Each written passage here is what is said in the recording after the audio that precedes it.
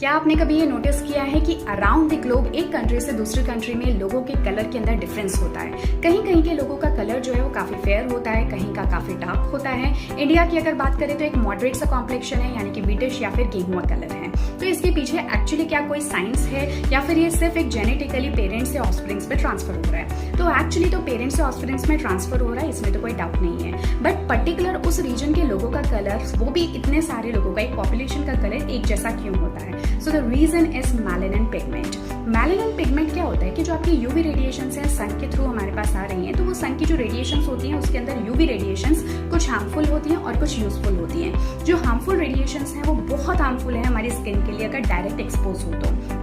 उसको प्रिवेंट करने के लिए मेलानिन पिगमेंट हमारी बॉडी में प्रेजेंट होता है।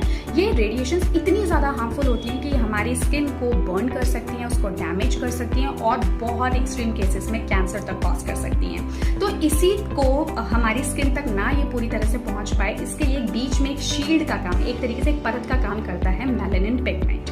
ठीक है, साथ ही साथ ये जो यूवी रेडिएशंस है बहुत इंपॉर्टेंट होती हैं। आप लोगों ने जरूर कभी ना कभी सुन रखा होगा कि जो डॉक्टर्स हैं वो कहते हैं कि जो न्यू बॉर्न बेबीज होती हैं जिनकी बोन्स काफी कमजोर होती है, उनको ज्यादा से ज्यादा सन का एक्सपोजर देना चाहिए। तो एक्चुअली वो बात करते हैं यूजफुल यूवी रेडिएशंस की, जो कि विटामिन डी का सिंथेसिस करती है हमारी बॉडी के अंदर। ये विटामिन डी का सिंथेसिस एक्चुअली आपकी बोन्स को स्ट्रांग बनाता है। तो दो चीजें हम लोगों ने देखी, जो हार्मफुल रेडिएशंस हैं जो कि यूवी लाइट से आती है वो तो बेसिकली डैमेज कॉज कर सकती हैं, पर साथ ही साथ यही यूवी रेडिएशंस आपकी बोन्स को भी स्ट्रांग बनाती हैं। अब आप खुद सोचो, जो कंट्रीज इक्वेटर के आसपास हैं, जैसे कि अगर आप इंडिया की भी बात करो तो हम इक्वेटर से ज्यादा दूर नहीं है, तो ऐसे में जो सन है ना वो बिल्कुल एक तरीके से स्ट्रेट वे नीचे अपनी रेडिएशंस फॉल करता है। तो ऐसे में ये रेडिएशंस हमें काफी सारा डैमेज कॉज कर सकती हैं। इस वजह से हमारी बॉडी के अंदर मेलानिन का पिगमेंट ज्यादा होता है, ताकि उस जो एक्स्ट्रा डैमेज है, जो बर्निंग है या जो भी कुछ